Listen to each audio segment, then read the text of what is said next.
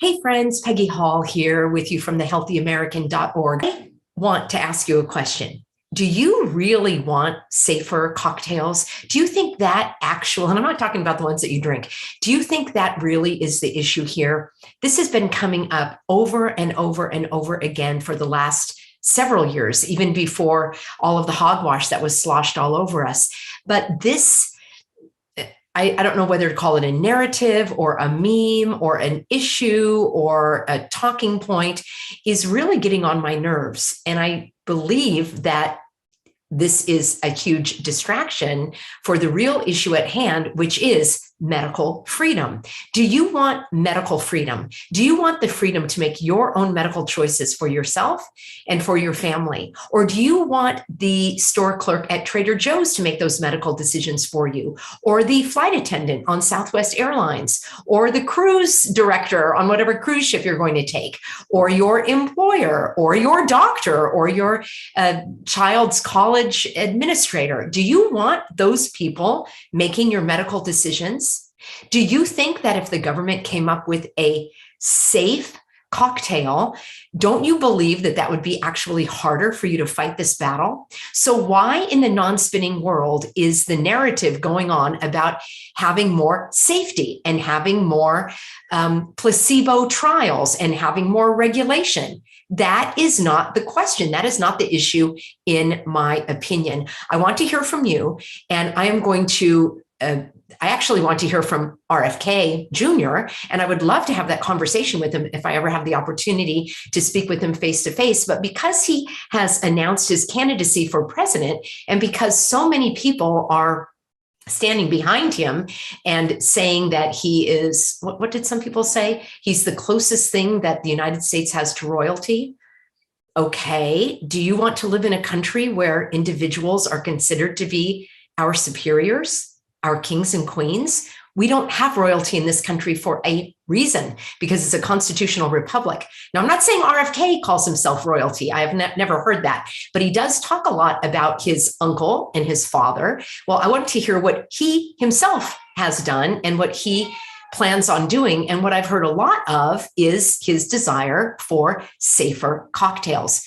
Don't take it from me. I'm going to show you a couple of clips. Many of you have asked me where I stand on the presidential candidates. And I think where I stand is not as important as where you stand and how you are drawing conclusions based on information, not just based on a name and a history. If somebody is only talking about what their uncle and their father did, like, that's in the past. Let's talk about the future, right? Our life belongs to the future. So I'm going to have you hear in his own words what he believes in. And then I want to ask you, do you want safer cocktails or do you want medical freedom?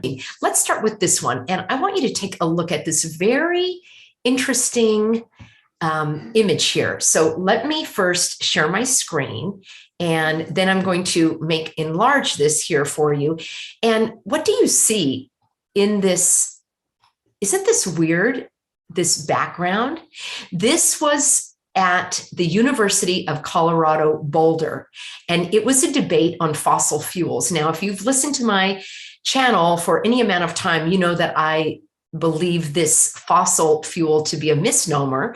There is no evidence that oil comes from fossils. If that were the case, then why don't we just raid all of the graveyards? It is an abiotic type of energy, meaning that it is created by the earth and it is inexhaustible.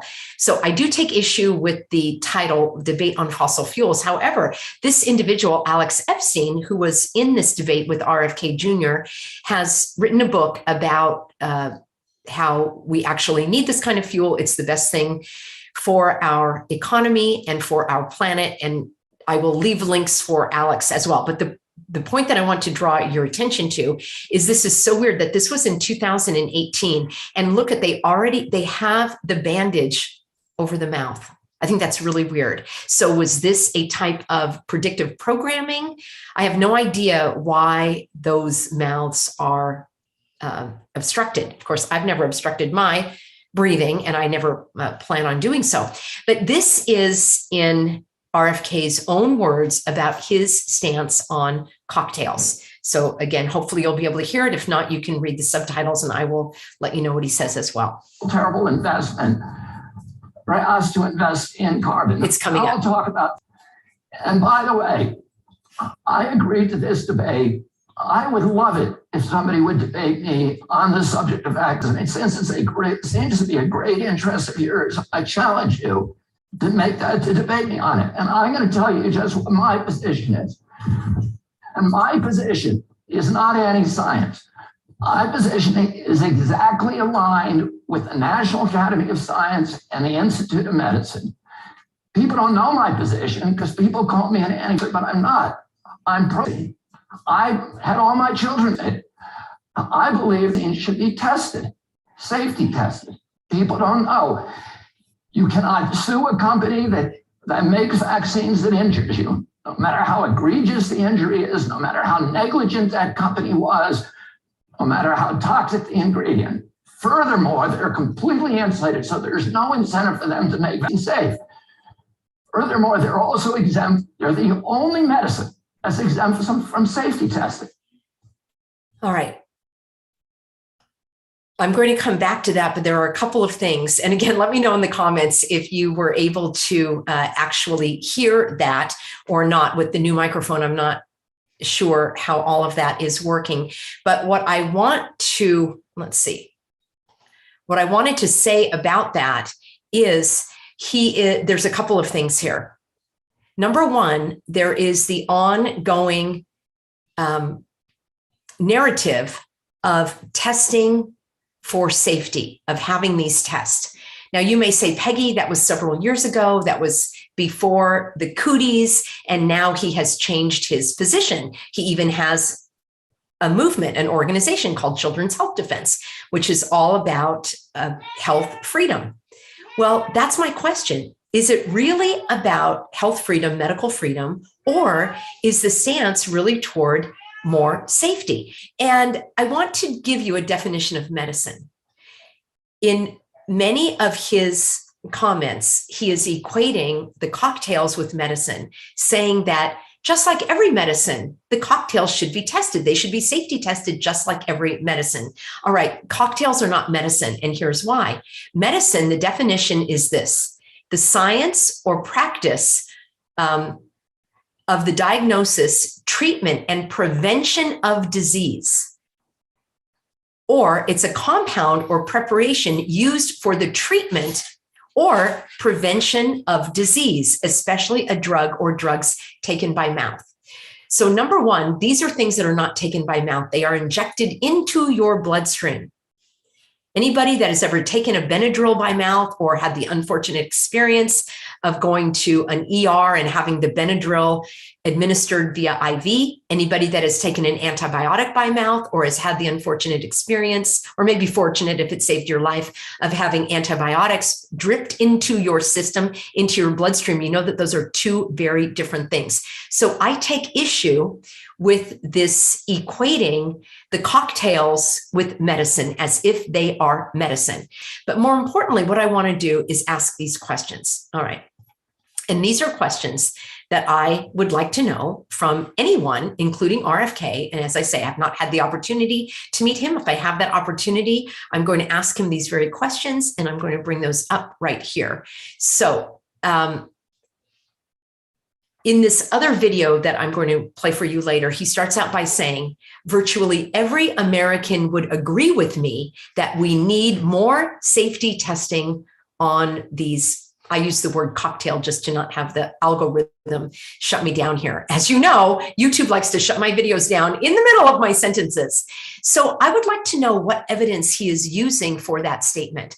I find it a manipulative statement. I find it misleading, and I certainly don't agree that there should be more safety testing. I don't even care about the safety testing. What I care about is my medical freedom to make decisions for my body, for my family. If I had young children, I want that decision, and not because these ingredients or these cocktails have been deemed safe. So these are my question. This is my question.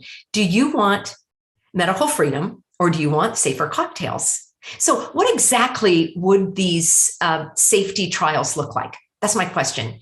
What would the clinical trials look like? Who would conduct them? I just saw that Granny Gates and his foundation has, let's see, I can leave a link for you here below. It says that the Granny Gates Medical Research Institute, a nonprofit biotech spinoff of the Granny Gates Foundation, dedicated to developing novel biomedical interventions to treat global health problems. This is one of the groups that is doing the safety testing. How do you like them apples? Well, them are pretty rotten apples. No. I personally am not drawing any connection to RFK's constant calling for safety testing of cocktails. I'm not making any connection to the Granny Gates Foundation that does this kind of testing. It would be horrible if they were in cahoots, and I am not stating that whatsoever. What I am stating, actually what I am asking are questions, and that was one of the questions. Who is going to conduct these trials? Who is going to fund the trials of these safety, of the safer cocktails? What oversight would be needed? How many people are going to be in these trials, especially of childhood cocktails? Who exactly are going to be the guinea pigs? And how many guinea pigs are there going to be? And how are you ethically and morally okay with these cocktails being tested on these guinea pigs? That's another question I have. How many studies exactly would be needed? Just one by the Granny Gates Foundation? Or how many other agencies are going to be conducting these safety trials? Would it be that they would be getting, let's say, I don't know, government grants to run these? In other words, your and my tax dollars plus the money that they print out of thin air? Who exactly is going to be backing these trials? And for how long? How long do the trials run? What age of children, guinea pigs, would these cocktails be tested on? For their entire life? How many would they have? What are the ethics of testing these experimental injections, for example, on infants who have no ability to decline, or even anyone up to the age of 18 who has no ability to decline, becoming a human pincushion and guinea pig, because perhaps, just perhaps, their family would be paid in order to participate in these safety trials that RFK Jr. is apparently in favor of? How do you actually measure safety and effectiveness? Is it by the number of people who die? How do you measure effectiveness in terms of whether or not these injections actually work? I've given the example before, and some of you have told me, Peggy, that's not even how effectiveness is measured. They do not inject one group and have the other group with a placebo and then determine who gets sick and who doesn't. What they do is they test the blood for antibodies. Anyone who has been aware and awake and alert over the last several years knows that there are many reasons why you could have antibodies in your blood anyway that have nothing to do with the injection. So that does not seem like a very, scientific way to measure effectiveness. How do you determine the side effects that are related to these injections? And again, how is it ethically and morally right for government individuals, public officials, to be calling for these tests and as a way to convince people that now these injections are safe? Can you see where this is going, or am I the only one that sees where this is going? Because once you have these safety tests, and once the injection and the medicine that he likes to call it, he likes to equate the injections as medicine, then all bets are off. Because once this medicine has been approved and it's safe, now where is your stance? Now, how do you push back against this once the government deems that these are safe and effective? I've heard that phrase before. How are these clinical trials evaluated and confirmed? I'm sure that there's no funny business whatsoever in any of these clinical trials. I mean, how could they ever want to falsify information? It seems to me that there would need to be, let's say, more government, more regulatory agencies, more money, more oversight, bigger government, more tax tests, more studies, more rigmarole, more hogwash, more opportunities for graft and grift and fraud? Or is that just me? Let's go on, shall we? What impact, if there are studies that come out that show that this medicine is now safe because it's been proven safe on all of the guinea pigs, what impact is that going to have on the childhood schedule, for example, that comes from our friends over the Cat Dog Cat Agency? Would the government, your child's school or college, your employer, your medical professionals, the airline, the clerk at Trader Joe's, would they now have the authority to require this medicine because it's been safety tested and approved by the government, which we can trust completely without any questions whatsoever? So those are just a couple of questions that I have. In one of the interviews that I need to line up for you in an upcoming video, RFK, and I quote, said that cooties, although he used the other word, was a gift, I'm just reading from my notes, was a gift to wake people up to the disastrous approach of making products and delivering them to our country. And he goes on to cite regulatory problems, manufacturing problems, no oversight, and no proper safety trials. And he goes on to say, this is something that we need to change, and we need to change it immediately. We are going to make these systems work better. And he says, this is what our legislative work is all about, vaccine policy work. Does that sit okay with you? Do you want governmental policies about these injections? Or do you want it to just be like aspirin on the shelf, or whatever other medical intervention you might undergo?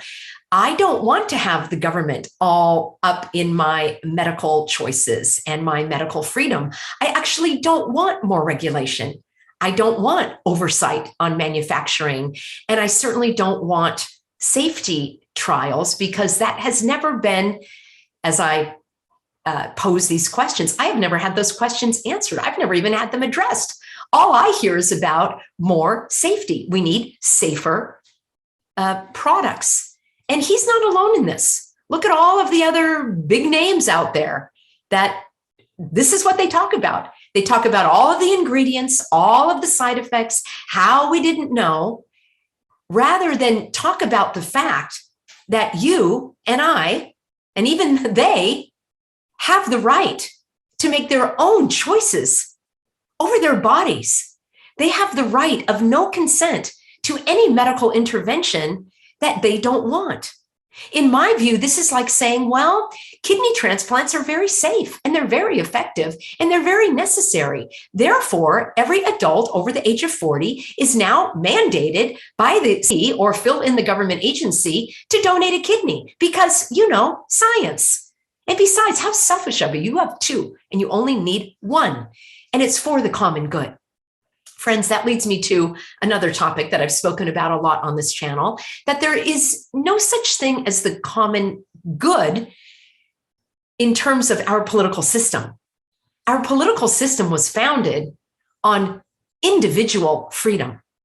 And all y'all out there that are also not just talking about safety testing, but are talking about a return to democracy, excuse me, no, it should be a return to freedom.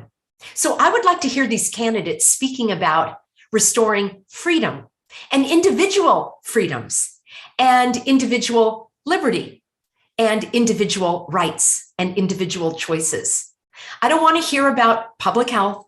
There's no such thing as public health. There's public sanitation. There's keeping the streets clean. There's certainly keeping the air clean. That's something that I could get behind. There is certainly keeping the water clean and free from fluoride and other additives that they put in there. So yes, I am 100% in favor of public sanitation and a clean planet, absolutely. But I am also in favor of medical freedom, freedom of choice, freedom from the government intervention, not more regulation, not more safety testing. And I know I've heard many of your responses saying, Peggy, at least we have to start there. Many parents out there don't know about the dangers of these cocktails. And you are absolutely right. There are many parents that don't know about the dangers of these cocktails. But what the message should be, in my humble opinion, is that they should be reminded that none of these cocktails are required, at least now, in order to live freely in this society. If you want to have your child in a government school, also known as public school, then the government does have authority in terms of requiring. And there is some wiggle room here. Obviously, you have the right to no consent, but they have a lot more sway in this area because they are government-sponsored schools. So you get your child out of school. And how is it that thousands upon thousands, maybe even millions of parents are awake and aware to the dangers of this medicine? So no, the issue is not to make poison safer. I don't think that's even possible. What say you, friends? I look forward to hearing from you. I will bring you a video tomorrow where I share another video of this candidate, Kennedy, for the presidency. And I just want to make sure that you have asked yourself these questions. I'm not here to tell you or convince you one way or another. I'm here to ask questions so that we can be critical thinkers and dig deeper to find the truth. All right. Thanks for being on board, everybody. Always a pleasure. You can find me over at thehealthyamerican.org.